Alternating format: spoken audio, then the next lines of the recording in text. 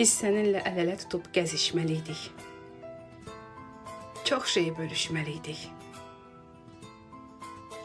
O son görüş yerinə gəlib görüşməliydik. Gələ bilmədim. Bağışla.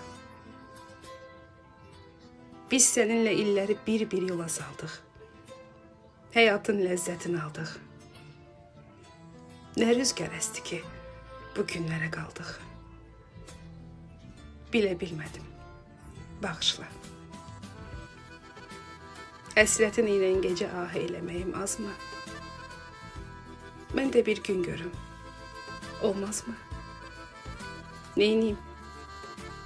Neyniyim? Yazan bu cür yazdı alan yazımı. Silə bilmədim.